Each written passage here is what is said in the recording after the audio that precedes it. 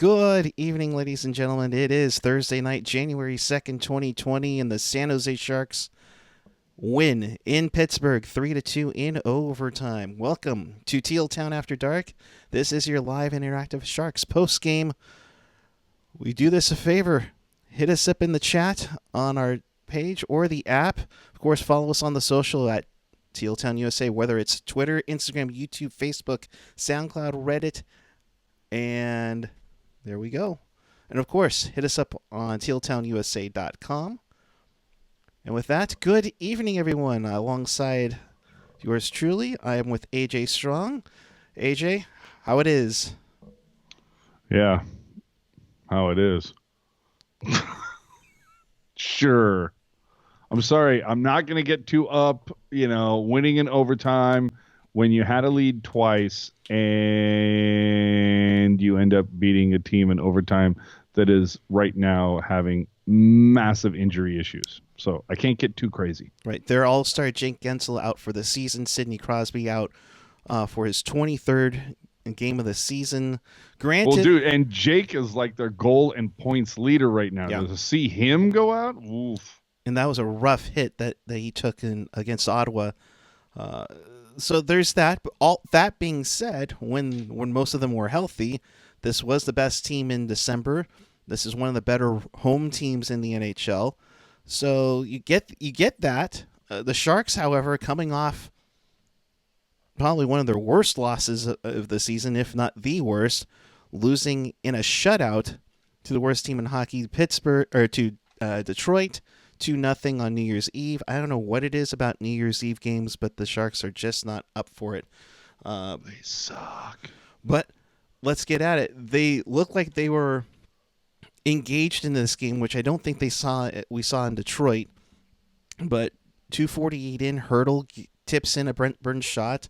Shellman gets an assist on the goal to make it 1-0. What did you see from that one? Dude, just the first couple of periods, I like what I saw. Obviously, you get the early goal from Hurdle, and you're going, okay, feeling decent about this, like, especially when you can score that quickly in a game, less than 3 minutes in, you're going, okay, feeling all right. And the goal was, shall we say, retro. And that is a Burns throwing it in front of the net, getting a tip, goes past the goalie. Jeez, where have I heard that before? Right. I think it was back on the day when we used to have an 8 on this team, but very much that kind of a play, and you love to see it. Then, you get the Hornquist goal much later, and you go, okay, well, what are you going to do? Up until that point, I thought Dell had played great. And then only a minute later, Kuhre puts the team back on top. So for the first period, you got to like it that you're up 2-1, and the team seems engaged. They seem to be playing really heavy. There was a lot of hitting, I felt like, for the Sharks. Definitely playing a physical game, maybe taking advantage of the fact that the Penguins were missing some key figures on their team. And again, that's why I can't get too crazy. That would be like, today it's like if Detroit, well, okay, yeah, we just lost to Detroit. But if somebody was to come into SAP Center when the Sharks had won 7 of their last 8 games, but they come in and it's like, oh yeah, so by the way, Couture's injured and Burns is injured and somebody else is out. You can't get too crazy about taking the win. But I'll take the extra point nonetheless, even though it had to go to overtime. Again, I can't get too excited about this. I need consistency. And you hit it on the head there. You get the 6-1 win against Philly, and then you absolutely, poop the bed against Detroit. Before the Couture goal, I love the forechecking Patrick Marleau was putting on the Pittsburgh Penguins. I thought just relentlessly staying with that puck handler eventually leads to a steal that sets up Couture for that goal. I think that's where they need to have their execution down right, their engagement, their effort level I thought was sky high, especially right there. But at the same time, like you said, it's one game. They need to be more consistent with this. Exactly. Can't get so crazy about beating the third team in their division when you just lost to the worst team in the NHL. Do me a favor and beat Washington, beat St. Louis on this trip. Like, impress me. Yep. Hockey and Ghosts, Felix, good evening. With AJ on, that consistency has been a huge issue for the Sharks. Pursue Liberty, all good points, but if you're going to face a team that's down 2 stars, you take the 2 points. Absolutely. Yep. No, it's the whole idea of taking advantage of a wounded animal. Yep. And that's what you have to do. How many times have we seen it where the Sharks play down to their level of competition, and a team is missing some key assets, and so the Sharks go out there and what appears to be half-ass it, rather than to, put their foot on the throat of the competition. Something that needs to be worked on. That's an understatement of the year. Tyrone Darnell, was good to see screens and parties parked out front all night. Yeah, it seemed like they were getting bodies all over the place. They were throwing bodies around. Definitely seemed like they were definitely want to what? No, I'm just saying, yeah, for the first 2 periods. Oh, yeah. And third period, I wasn't that thrilled with. No. And Hornquist gets a power play influenced goal in the second, late in the second. I thought they looked all good around. I thought Sorensen pissed off Malkin. That eventually led to that interference call. And if you throw him off of his game, kind of like Evander Kane, if you throw him off his game, that's a good thing. Absolutely. And the fact that, Evander Kane was key to that overtime goal, clearly screening the goalie, allowing Burns to get that shot off. So, it was nice. I'm not going to lie, ladies and gentlemen. Rudolph Balcers is getting his NHL debut tonight with Ottawa. And the first thing in my mind was, let's see how his stat line compares to Erik Karlsson. And Erik Karlsson, not a great stat line. No goals, no assists. Plus minus was even. No penalty minutes, 3 shots on goal, 1 hit, 1 giveaway, 1 takeaway. Whereas Rudolph Balcers, not much better. He's a -1. But either way, I thought it would be, it would just be kind of fun to look at how both of those things turned out. What are you going to do? Yeah, no, but you mentioned that, but I thought specifically on that one penalty when Jumbo goes off for tripping, I thought he helped clear the garbage out. Yeah, they didn't get it out of the zone right away. And personally, I thought Couture got boarded there. But I also thought Karlsson was helping out with block shots or trying to make sure that they aren't getting straight through to Dell. So I'll give him that. Yeah, he didn't get any goals or assists or anything like that, but I'll give him Erik that. Karlsson didn't give up, cough up something in the neutral zone that led to a goal the other way. So, okay, fine. I'll give you credit for that, for the most highest paid defenseman right. In the league. You take it in baby steps, right? Yeah. So you get to overtime.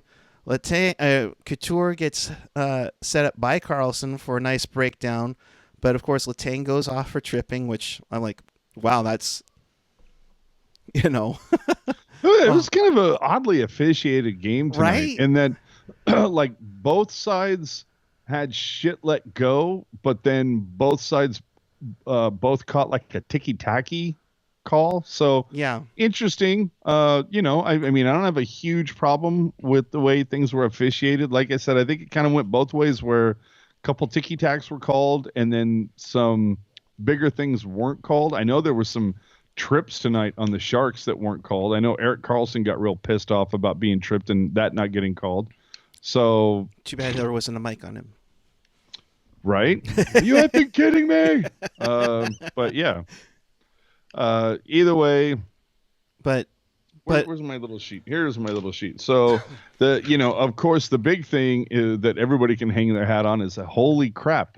The Sharks scored on a power play tonight. Now, granted, did it have to be a 4-on-3 in overtime? Sure. Why not? But now we are, what are we at? We are We're at 3 for 51, ladies and gentlemen. Wow.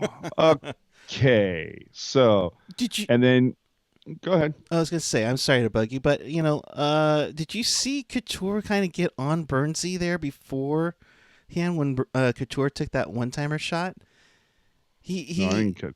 He almost looked at Burnsy and was like, "Let's go, let's go," you know. Well, dude, I've been saying it. I mean, I feel like I was saying it before Brian Burke confirmed it, but it's just, dude, there is a disconnect with this team.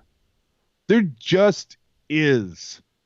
When you see guys like Carlson and Kane getting in kerfuffles, skirmishes, use your silly little fight euphemism here. Right. When they get into that, no other Shark is like running to their defense. This team is splintered, and that's I'm going to go to my deathbed saying that right now. This team is splintered. It is what it is. And again, you can't get too crazy. Have they won 2 out of 3? Ooh, whoop-de-doo. Yeah, okay. They beat a Philadelphia team that was just playing absolutely horrible, playing trash. Then they go and they cannot put a puck past the goalie on the team that is the worst in the NHL. Yep.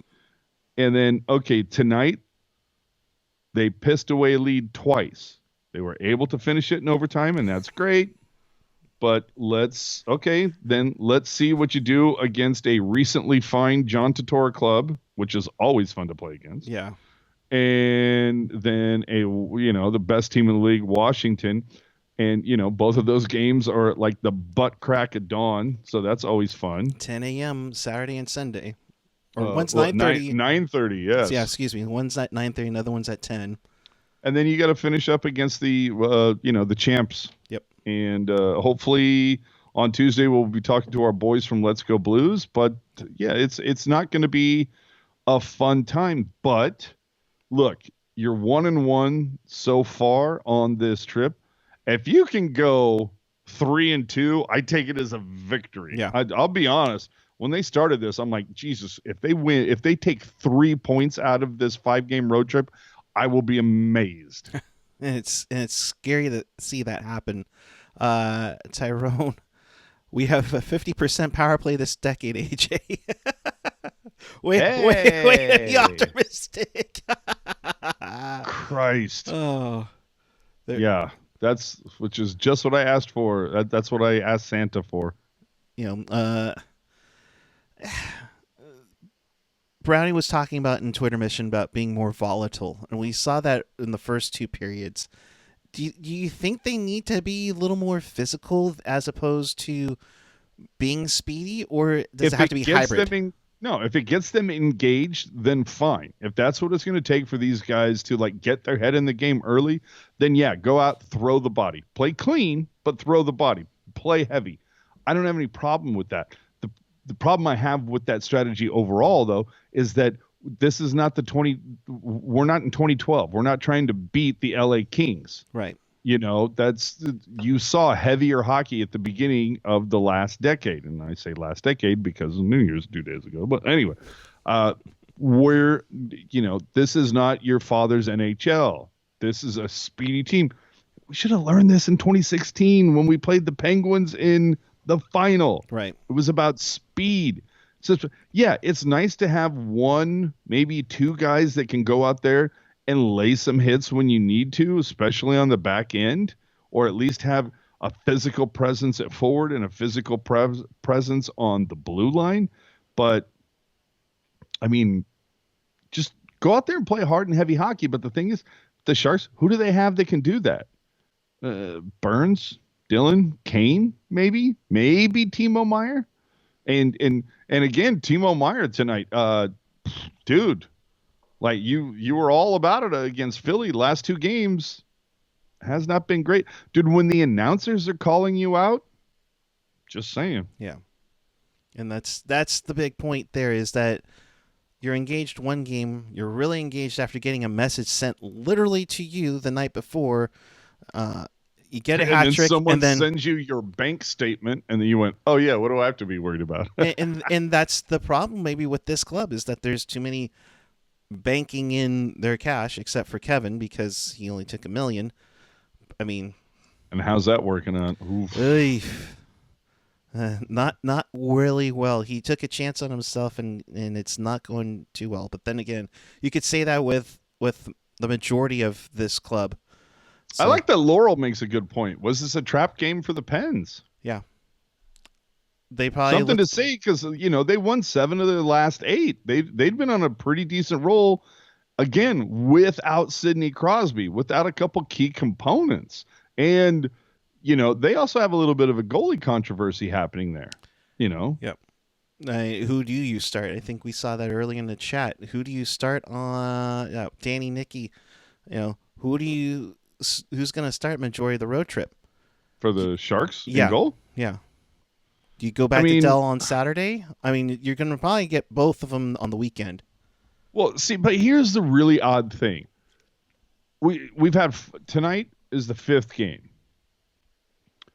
Jones has played twice. Jones has put up a .955 and a .963.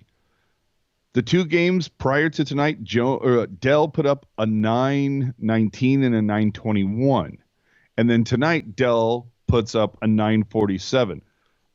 At this point, what is so funny to talk about this is right now, over the last 5 games, goalie is like the least of your concerns. Nabby has been phenomenal since he took over as goaltender coach. Dude, and what's really funny, and it's like, okay, you know what? Yeah, okay, hold on. I got to stretch out if I'm going to do this right. Okay, hold on. Let's get it back here. Oh, yeah. Let's just pat it on the back. Because if you go and look, I posted an article on Teal Town USA just like a hot week and a half or so ago about questions for Doug Wilson. And one of the things that I put in there was coaching staff.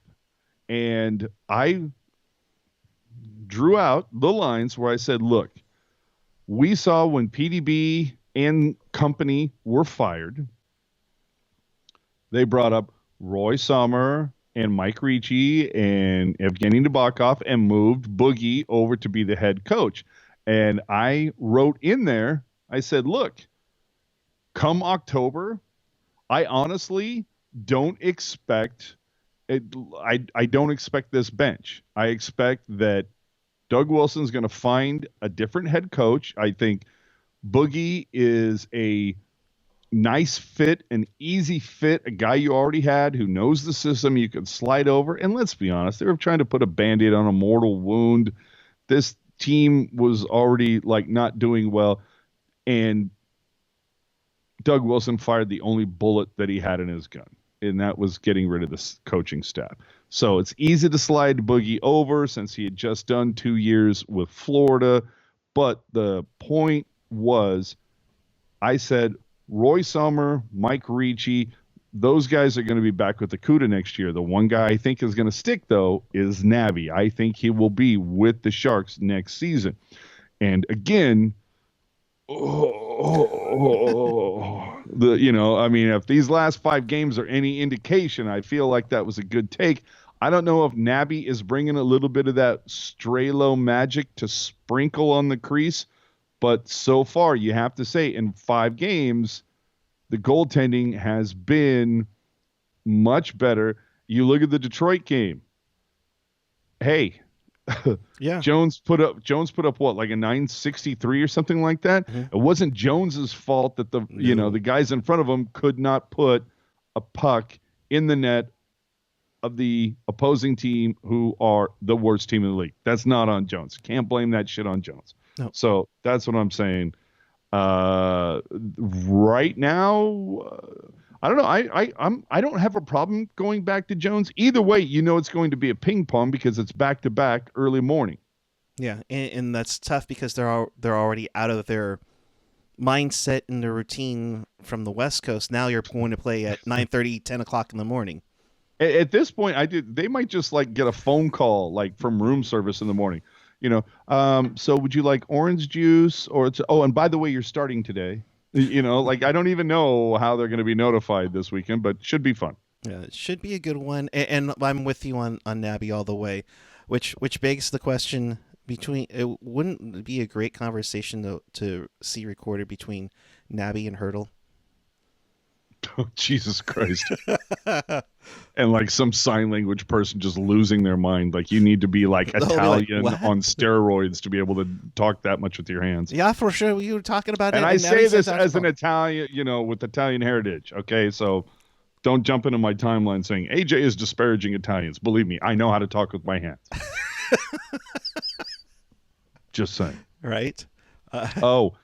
Jared on the Twitter saying, guys, it's clear that Jones is no longer number one as Dell is starting against the Penguins and Sullivan is starting their backup against the Sharks. Jones no longer shows complete. Okay. All right, Jared, you need to speak in like English sentences.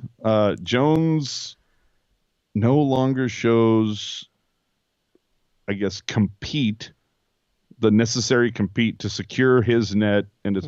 Okay, Jared, you need to learn how to speak English. I can't decipher what it is you're trying to say. If you're talking about Jones not playing against the number one, being the number one goaltender against Pittsburgh, I mean, Whatever. It's kind of like Tyrone just said. 1A, You know what 1B. the bigger question be? You know what the bigger question could be? Who starts against Washington? Who do you put in versus the best team in the league? And at this point, is it based on what happens this weekend with Columbus and Washington?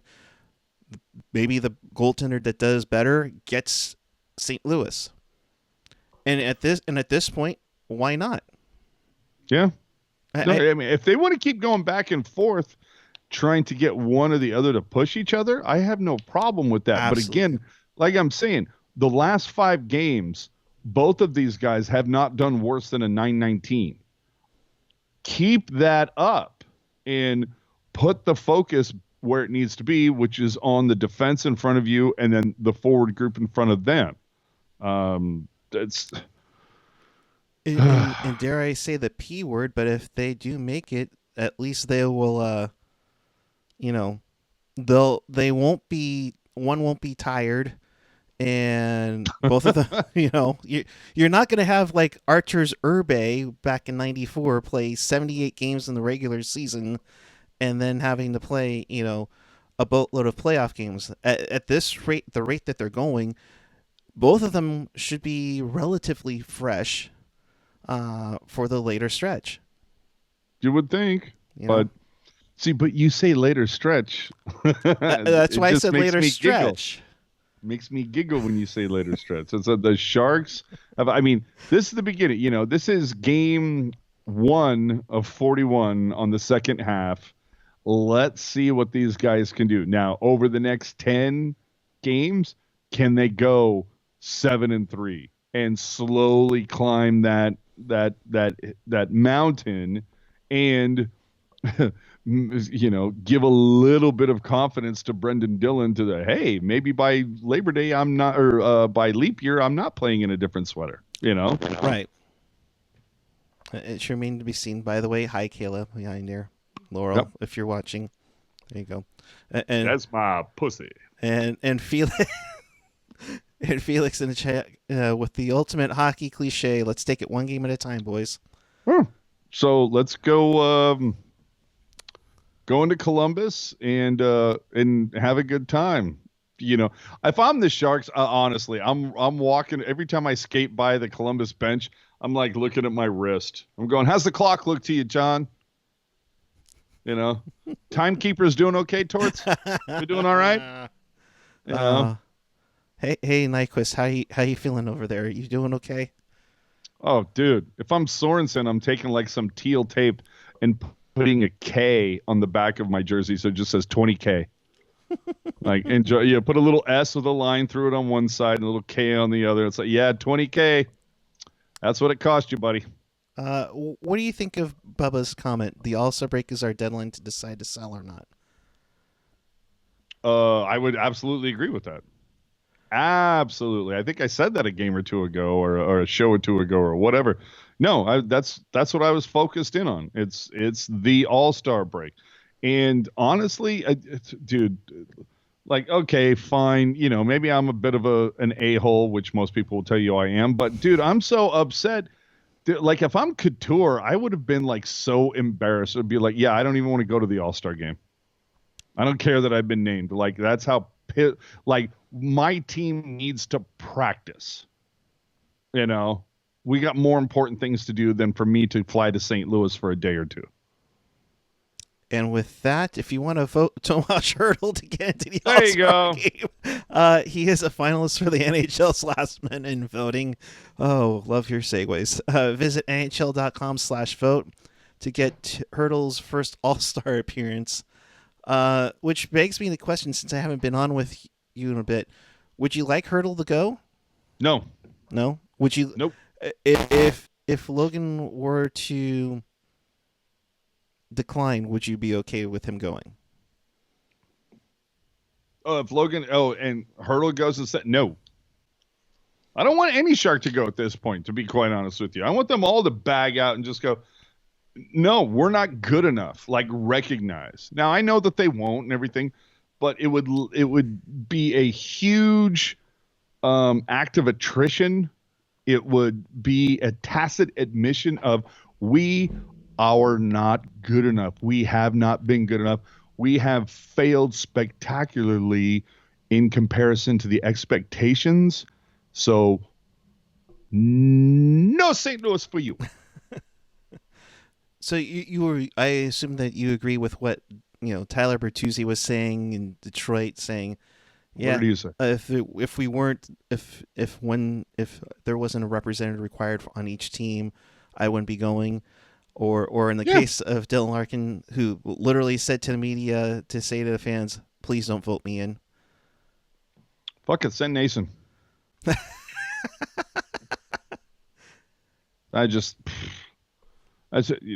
I'm so just like, you have no reason to be like even looking forward to that. Yep. Felix, these boys need a whole bunch of confidence to maintain that confidence.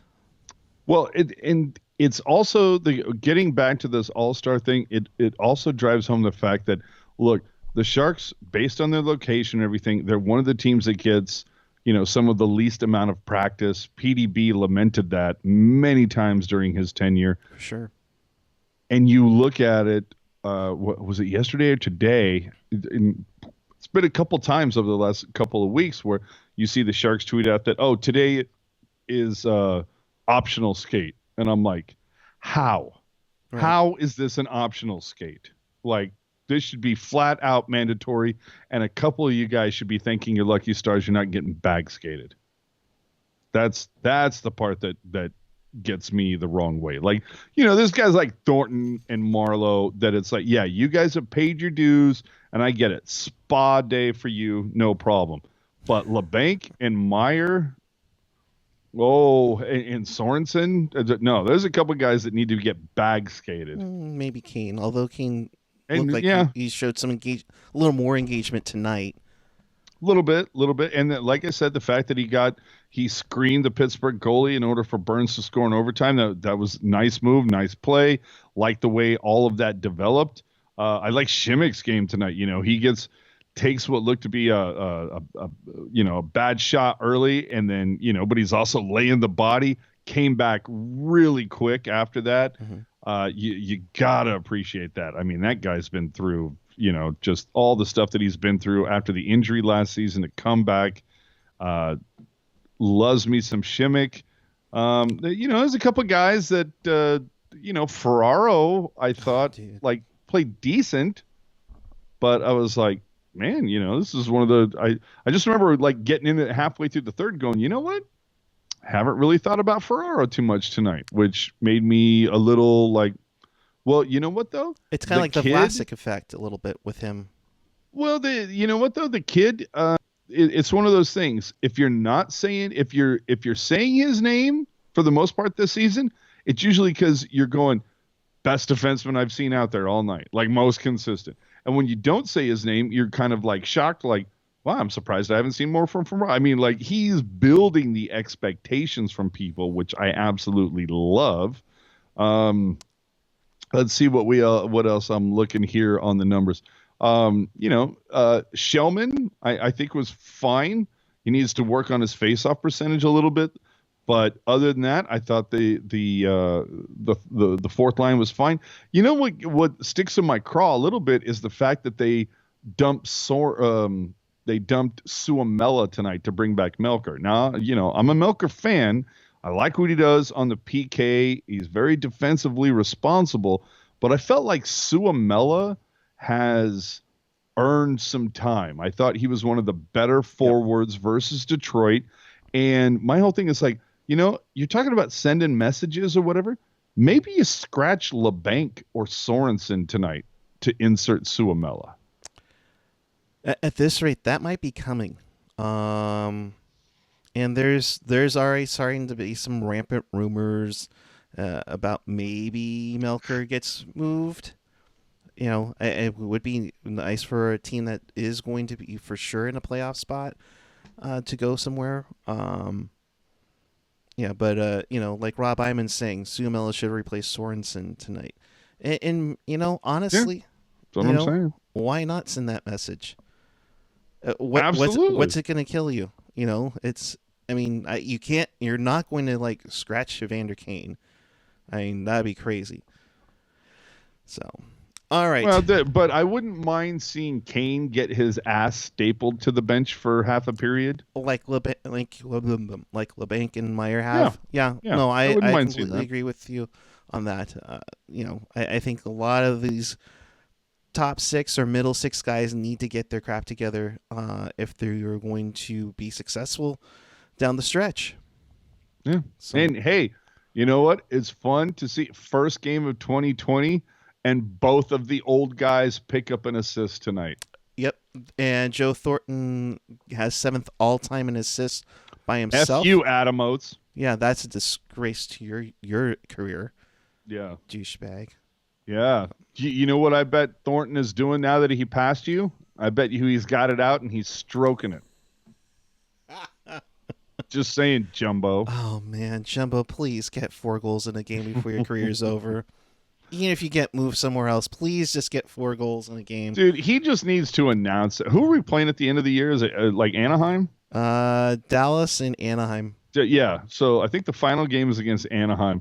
No matter what happens, they just like there needs to be a discussion, especially if both Anaheim and the Sharks are like basically in the same position they are now, which is way outside the playoffs looking in. If it gets to that point, somebody needs to like, okay, first off, John Gibson, take the goddamn night off, put in, hey, Anaheim, put in somebody that is like that's playing for the goals or like waiting to plate for the goals, put them in net. And just like, if ever you see the guy with the big bushy face and 19 on his jersey, he's coming at you, just olay that shit. Just let it pass. Hey, it happened until he hits 4, and then we're all going to throw condoms on the ice. Whoa. Western Conference condoms. For an old reference, Oh my God, that would be so spectacular, especially if that's the way he's going to go out. Now, of course, the bigger question being is he still wearing teal at that time? Right. We don't know if we're going to see Jumbo have a Ray Bork moment and get moved to a contender. And how funny would it be, and yet kind of a little bit apropos, if he ended up in Boston by leap year? Wouldn't it be very interesting if Marleau goes back to Toronto and Jumbo goes back to Boston? I can see Jumbo back in Boston. I can't see Marleau in Toronto, but how freaking funny would it be if Marleau ended up in Colorado? Oh. Hey, now. Just saying. Hey, now. Just saying. All right. Let's get at it because there were some Pacific Division games.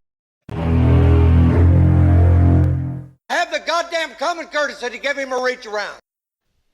Speaking of whipping it out. You better burn through this like a mother. All right. Well, late in the second period, the Flames are up 4-3. That doesn't help the Sharks too much on the Rangers. Ducks and Desert Dogs. Oh, excuse us. Ducks up 2-1. You can't do that unless you actually drink, but okay. Well, Ducks and Coyotes 2-1. They're nearing the end of the second. Blues and Avalanche. McKinnon's got his 25th. They're after 20 minutes, 1-0 Avalanche over the Blues. Vancouver and Chicago, they're tied up at 1. Vegas, oh God, up 3-1 on the Flyers. Yeah, of course. The Sharks' next opponent, the Blue Jackets, win in overtime 2-1. Dubois with the game winner as the Bruins go down. They've had 11 overtime losses. That's astonishing. Pasternak got his 30th in that loss. Buffalo wins it in overtime thanks to Jack Eichel, 3-2 over Edmonton. Edmonton's slowing down. What do you say about the slowing down? They've like screeched to a halt. I don't know what the. Well, I shouldn't even say that because I think we talked about this like 6-7 weeks ago, where it's like, dude, the McDavid-Draisaitl train is unsustainable. And if either one of those guys, and, perish the thought, if both of them go cold, this team is going to just drive right off the cliff. And, dude, they are Thelma and Louising it all over the place the last couple of weeks. Lightning 2-1 over Montreal. One thing I want to mention about the Tampa Bay game, their play-by-play guy, Rick Peckham, is beginning his 5th decade of broadcasting. So kudos to him. I know it was mentioned tonight, Thornton and Marlowe are playing in their 4th decade, but something a little cool that I saw on Twitter tonight. So Kucherov with the game winner for Tampa Bay. They win 2-1. Devils over the Islanders 2-1. PK Subban gets his 4th of the season in that one. Sharks win in overtime, of course. The Panthers beat the Senators 6-3. And you know what? You know who had a goal tonight and who didn't have a goal tonight? Erik Karlsson did not have a goal tonight, but Chris Tierney did. Just having fun. Everybody calm down. Everybody calm the F down, all right? Bring back Cobra. Yes. Oh, dude. Hashtag bring back Hoffman. Yeah, I went there. That would be awkward. I went there. And finally, the Maple Leafs beat the Jets 6-3. William Nylander with 2 goals in that one. So that is you're around the league on that one. AJ, what did you think of the jerk says shut up, AJ? Well, why? What did I do? What did I say? I don't know. Well, don't tell me to shut up unless you like actually add context. Like, I need to know why I need to shut up. I mean, because there's so many reasons. Like, we need to nail it down. I'm just saying. What did you think of the outdoor game yesterday? Nearly 85 or over 85,000 at the Cotton Bowl. It wasn't that a big fu to the Canadians who say, "Oh, it doesn't belong in there," I'm sorry. What? There was an outdoor game yesterday. Oh. Oh my God. Yes. Okay, this game had everything: pig races, mechanical bulls, a walk of shame, porn dogs. What are porn dogs? Porn dogs. It's that thing where a camera zooms in on an announcer so close eating a corn dog that it should be on Pornhub. That's a porn dog. Ugh. So, yes, this game had everything. Yes. And the password was yeehaw. No, it was a fun game. I mean, they get up 2-0, and then down the home team is down 2-0. And lots of Nashville fans making the trip. It was a lot of fun to watch. And then Dallas, all of a sudden, they put up one and then another, and then it just starts boom, boom. Okay, what do I need to shut up with my Tierney comment? Whatever. Anyway, but no, it was a lot of fun to watch. And this is something that I'm going to get into on the Pucknologist this week. But nobody wants to see Pierre Maguire fillet a corn dog on live TV. Nobody wants to see that. Nobody needs to see that. No, It's burned into my brain, and that's unfortunate. it's But it's just, dude, listening to that game, it was more fun to watch it with the sound off. Okay, it was such a good game, and Doc Emmerich fucking ruins it time after time by shouting random stupid things or shouting when there is no. You know when the time to shout is? When it's game 7 and the team is down 3-0 and they get a major penalty and then the team scores a goal. That's the time to shout. And then they score another goal. That's the time to shout. And then they tie it up and then they take the lead. All of that in the playoffs, game 7, all very, very meaningful. That's a time to shout. When every time you go to commercial in the first period, you're looking at someone filleting a corn dog, watching a pig run around, or someone sitting on a mechanical bull, and you're going, oh my God, Jamie Benn, shut the puck. Shut the fuck up, Emmerich. Dude, take it down. I cannot wait till Emmerich bursts a blood vessel on live TV. I am so tired of that guy. And if you like it, I get it. It's all subjective. I get it. Some people like some announcers. I'm a big Jim Houston fan, and I know that there's some people that don't like him.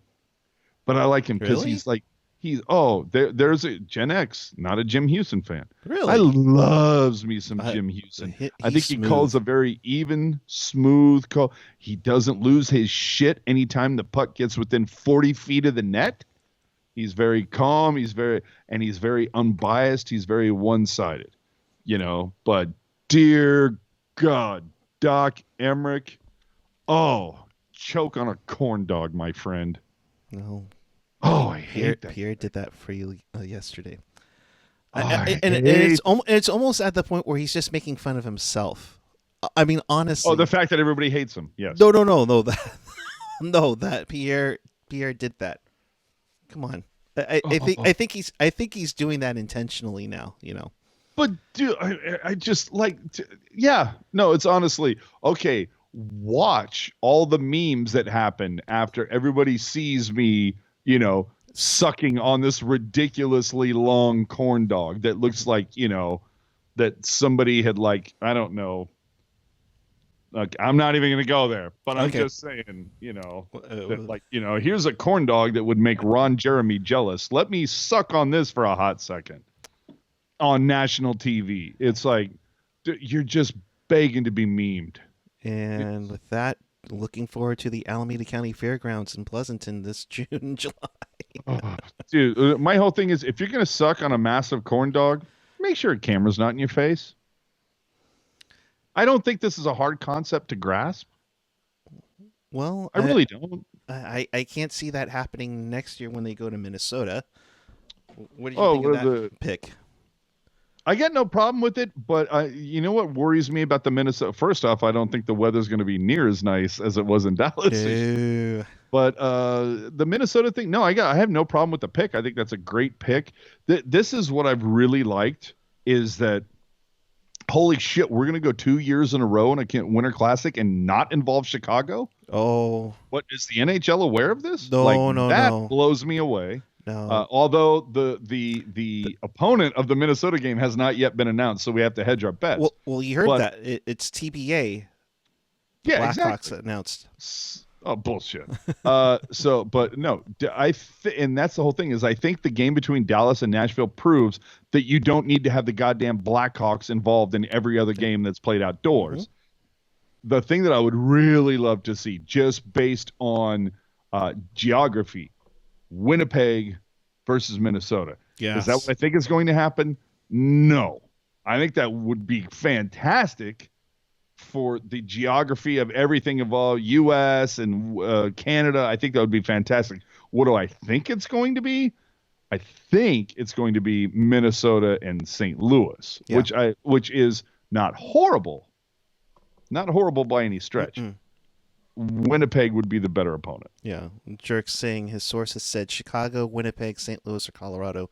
And honestly, outside Dude, Chicago, everybody's source says Chicago every year. I'm just saying. Well, but Colorado would be a good one too to promote. Yeah, but isn't Colorado doing an outdoor thing like next month? Yes. See, and that's why I say not Colorado. Yeah. I mean, I think it would be a decent, opponent, but because of that, I say no to Colorado.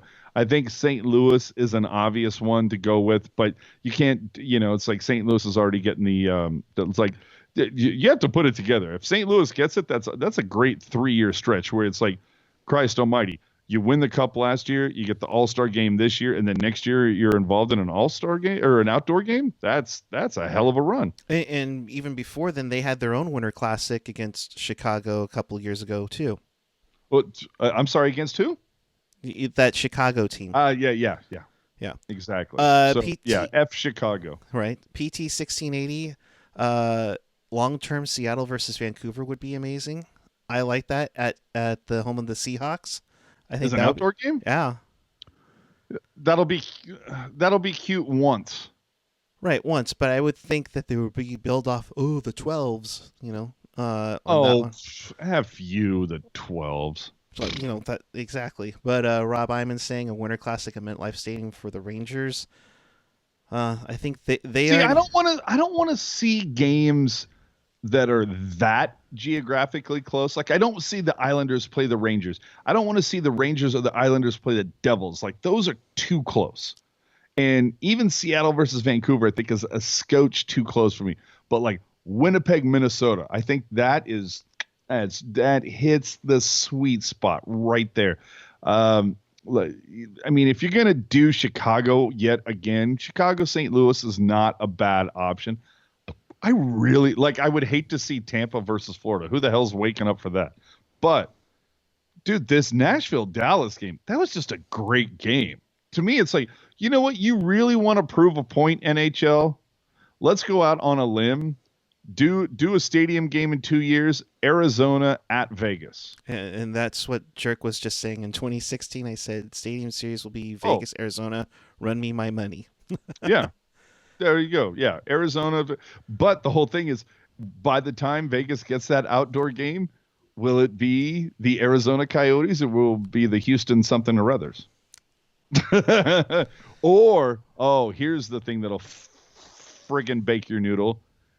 Vegas gets an outdoor game, and part of it is they have to host the Seattle team. So it's the newest of the new in the NHL. Oh, God. Can you see Bettman doing it? I can. Right. I can. Right. Just saying. And this is, of course, Rob saying every dream that we all been wanting out here in the Bay Area. A Winter Classic at Oracle Park would be my dream. Oh my gosh, that would be beautiful. And I think it'll happen. And in considering the conditions that they dealt with in Dallas, you can't use the weather conditions anymore. Up to it, Jesus. But yeah, the rain was a nightmare for that. Yeah. So, all right, with that, let's close it out. I think we've gone. Yeah, we're at 54. Let's get out of here. AJ, thank you as always. Your final thoughts and where the people can find you. On the social media, I'm at AJ_strong. Final thoughts would be consistency, boys. That's what I need to see. Right now, it's a 5-game road trip. You're 1-1. I don't know how you weren't able to score against the worst team in the NHL. Somehow you were able to, in overtime, beat the third team in their division in the Metro. And now, granted, a lot of injuries there. And it's another reason why I can't get too excited about this. You want to impress me, Sharks? Back-to-back wins versus Columbus and Washington, and then St. Louis. Like, if you can, over the next 3 games, if you can pull 5 of 6 points in those games, that'll hell. If you can pull 4 out of the next 6 possible points, that will impress me. Come back to SAP Center after a 5-game roadie with 6 points, like more than half the points that were available. If you can pull that off, do I think you're going to make the playoffs still? Probably not, but hey, at least I'm buying tickets. That's for sure. I'm at Puck. Oh, I'm sorry. And it makes it all the more interesting and fun when I get to see the return of Oh Captain, My Captain Pavelski next Saturday. Now, how are you going to do that with the Niners I have a playing ticket at right here. No, I mean, but you have the Niners I game is use going a to be ticket. Okay, this is going to blow you away.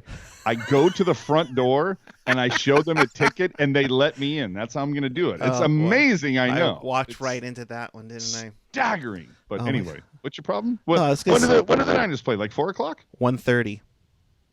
And what time do the Sharks play? 7. And your problem is what now? Well, I'm just trying to see how you're going to do this. Well, you I live own nearby. a TV. What is your problem? I don't even get that.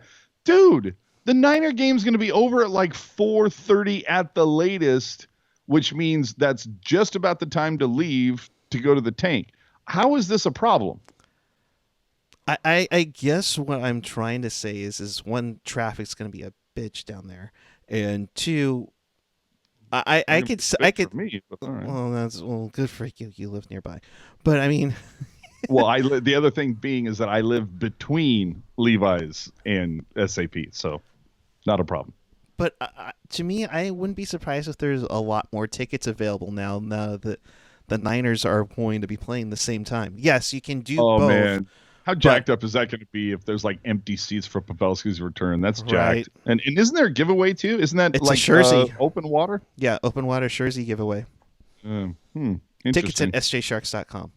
Yes, and and for that, for that promotion, we would take a pair. Yeah, The absolutely. other thing that I want to put out today too is I walked